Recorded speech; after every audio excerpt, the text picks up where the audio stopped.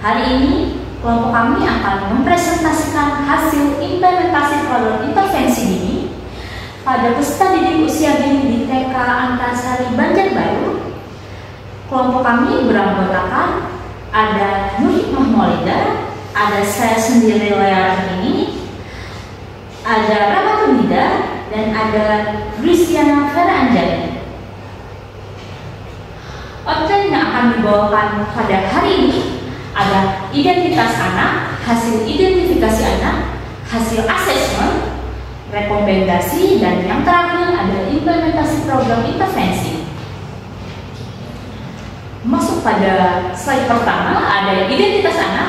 Anak bernama Alea Mikhaela Reski, tempat tanggal lahir Banjarbaru 23 Juni 2019, usia 5 tahun, jenis kelamin perempuan, beragama Islam, bersekolah di TK Antasari Banjarbaru, dan alamat Komplek Wengga Trikora nomor 193 RT 44 RW 07 Guntumandi Selanda Saguling Banjarbaru. Berdasarkan hasil identifikasi berdasarkan surat keterangan hasil pemeriksaan kedokteran, fisik, dan rehabilitas yang telah dijalani anak teridentifikasi DLD.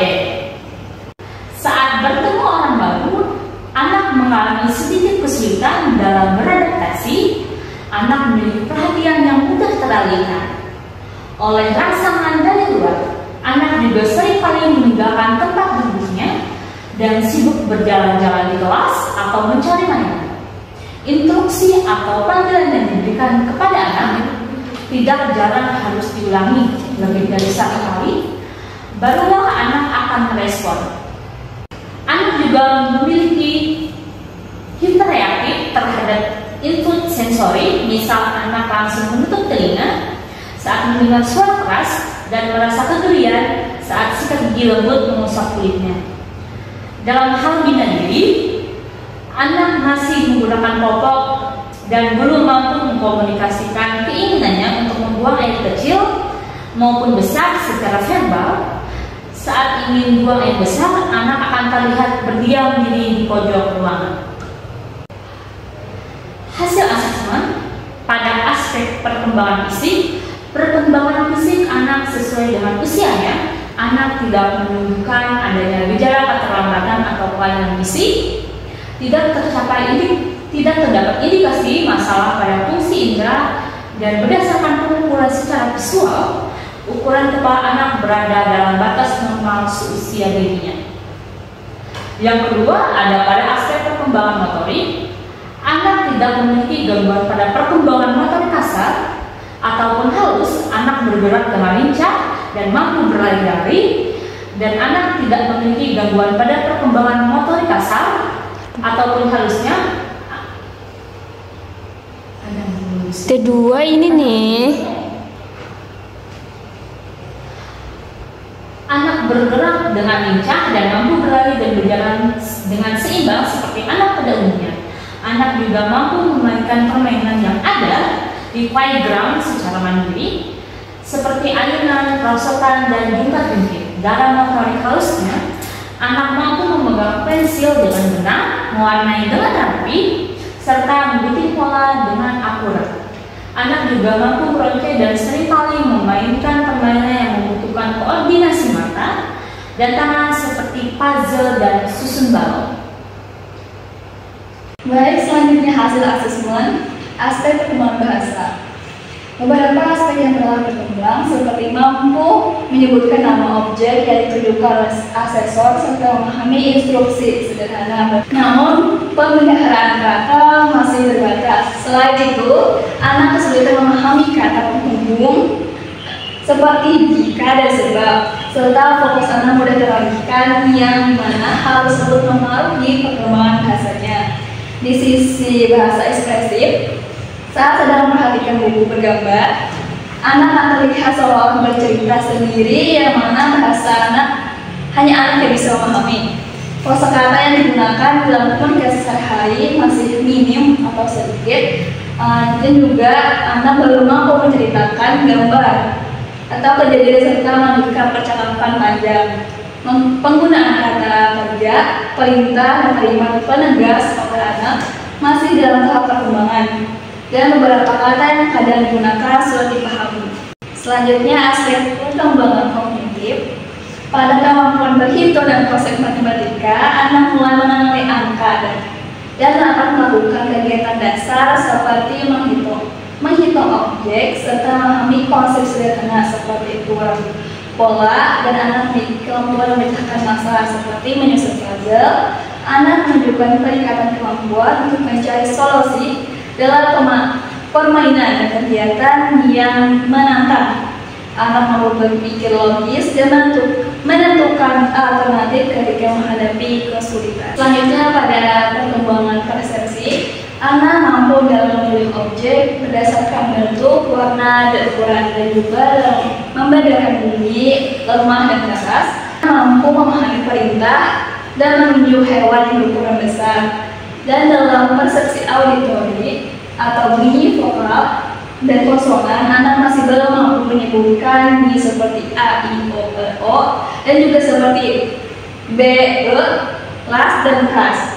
Karena kurangnya fokus anak sehingga sulit untuk mengerjakan tantangan persepsi bunyi vokal pada anak. Pada aspek perkembangan sosial, anak mampu berpartisipasi dalam permainan yang membutuhkan koordinasi dengan anak lain. Anak juga menunjukkan pemahaman terhadap benda-benda berbahaya seperti gunting dan jarum. Anak mampu memberitahu orang dewasa ketika melihat situasi yang dianggap berbahaya. Selain itu, anak telah memahami dan dapat membedakan tindakan yang benar dan salah dalam situasi sehari-hari. Namun, ada beberapa area yang masih perlu diperhatikan saat bermain figuran nyata. Anak belum mampu berbagi mainan tersebut bersama dengan temannya. Anak juga membutuhkan bantuan baik verbal maupun fisik agar tetap berada di barisan dan tidak meninggalkan aturan sebelum gilirannya tiba. Selanjutnya, perkembangan emosi. Anak mampu menunjukkan berbagai ekspresi dan respon yang sesuai dalam perasaannya. Saat mood anak sedang buruk, ia cenderung rewel dalam situasi tersebut. Orang tua sulit meninggalkan anak di sekolah. Selain itu, sifat egosentris yang tinggi tampak ketika permintaannya tidak terpenuhi. Anak akan merasa kesal dan menunjukkan penolakan, seperti menghentakkan kakinya ke lantai. Selanjutnya, pada aspek perkembangan perilaku, anak sudah menunjukkan kemampuan perilaku mandiri dalam beberapa aspek. Salah satunya adalah membuang sampah ke tempatnya. Namun, anak belum mampu merapikan mainannya sendiri setelah selesai bermain. Selain itu, anak juga belum mampu meminta maaf secara mandiri ketika melakukan kesalahan. Rekomendasi pertama, pemberian program intervensi yang menjangkau aspek kognitif anak berupa latihan mempertahankan fokus dalam penyelesaian tugas. Yang kedua, membuat rancangan mode pembelajaran yang memungkinkan banyaknya latihan. Yang ketiga, guru dan orang tua perlu memahami setiap karakteristik anak. Yang keempat, memberikan program intervensi untuk meningkatkan aspek bahasa pada anak dapat berupa bercerita dengan menggunakan gambar-gambar yang menarik. Selanjutnya, implementasi program intervensi dini. Adapun rancangan program intervensi dini yang akan kami laksanakan, yang pertama ada deskripsi program. Program intervensi dini yang akan kami terapkan ini merupakan jenis intervensi kuratif yang mencakup peningkatan fokus dan pemahaman anak terhadap instruksi yang diberikan. Adapun untuk ranah perkembangannya yang akan kami intervensikan adalah perkembangan kognitif dan bahasa pada anak. Selanjutnya yang kedua, adapun tujuan pelaksanaan program intervensi dini yang akan kami laksanakan yaitu untuk meningkatkan durasi fokus dalam menyelesaikan tugas sederhana secara mandiri kurang lebih selama 10 menit, dan anak mampu mempertahankan perhatian pada suatu aktivitas tanpa distraksi.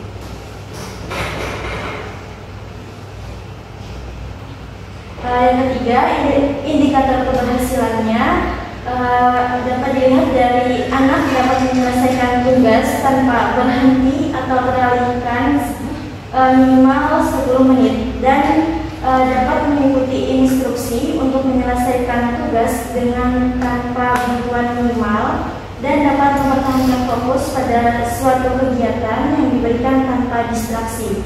Adapun yang keempat, metode dan teknik yang digunakan yaitu menggunakan metode behavior intervention dengan teknik reinforcement positif dan prompting, yaitu meminta anak untuk mempertahankan fokusnya.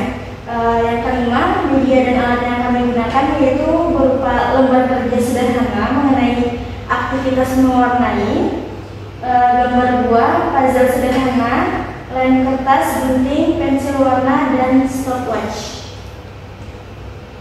Yang keenam, adapun alokasi waktunya, yang pertama akan duluan selama 5 menit, persiapan alat dan instruksi kepada anak. Yang kedua, kegiatan inti selama 20 menit, pelaksanaan tugas dengan target durasi fokus secara bertahap.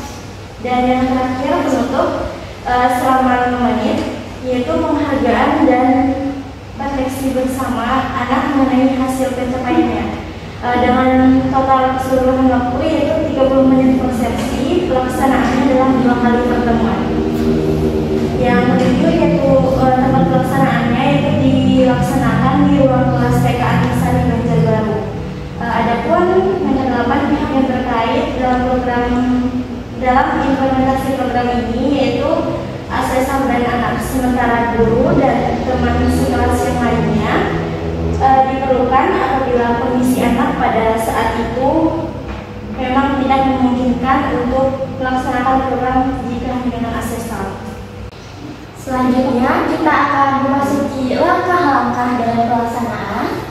Untuk kegiatan pendahuluan dimulai dari guru yang menyiapkan alat serta bahan, menanyakan kabar dan perasaan anak, lalu menjelaskan kepada anak kegiatan apa yang akan dilakukan pada hari itu. Lalu kegiatan intinya, yang pertama guru akan memberikan anak instruksi yang sederhana atau jelas mengenai tugas yang akan dilaksanakan. Lalu anak akan mulai mengerjakan instruksi atau tugas tersebut. Tugas berupa mewarnai gambar atau menyusun dan menempel puzzle sederhana. Namun di sini kami memilih tugas mewarnai gambar untuk anak tersebut. Selanjutnya guru akan memberikan prompting atau bantuan secara verbal maupun fisik jika anak mulai teralihkan. Selanjutnya guru juga akan mengamati durasi fokus anak dalam pengerjaan tugas tersebut melalui stopwatch.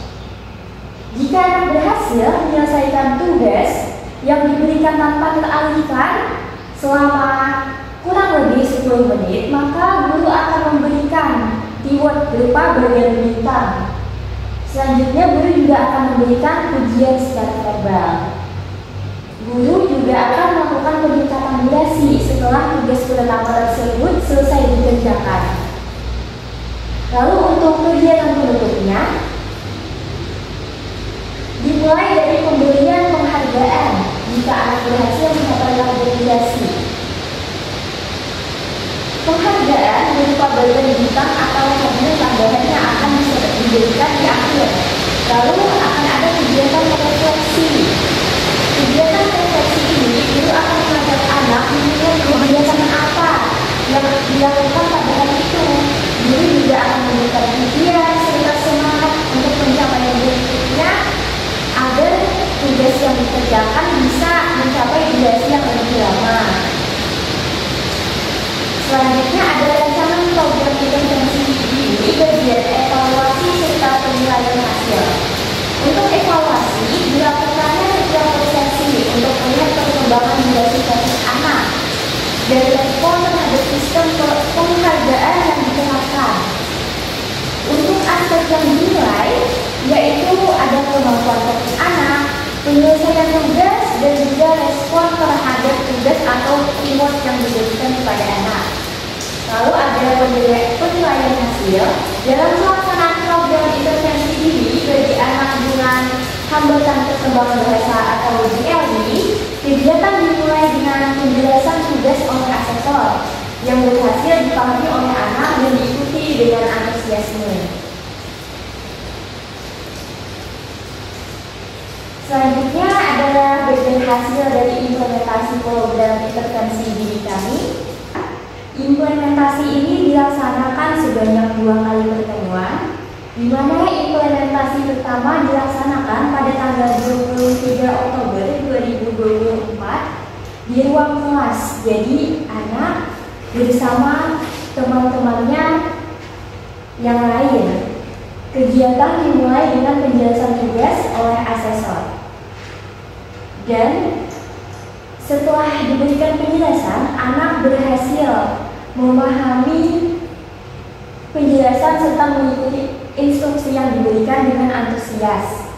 Ketika diberikan aktivitas mewarnai lembar kerja bergambar kupu-kupu, anak tampak semangat, terutama saat mengetahui adanya reward berupa stiker bintang jika ia mampu mempertahankan fokusnya selama kurang lebih 10 menit. Namun, anak mengalami 2 kali distraksi selama implementasi dan sempat mencoba meninggalkan tugasnya yang kemudian dikelola oleh asesor melalui arahan atau prompting secara verbal dan fisik. Akan tetapi, ketidaksengajaan asesor yang meletakkan plastik berisi stiker di dekat anak menyebabkan anak mengambil reward tersebut sebelum menyelesaikan tugasnya.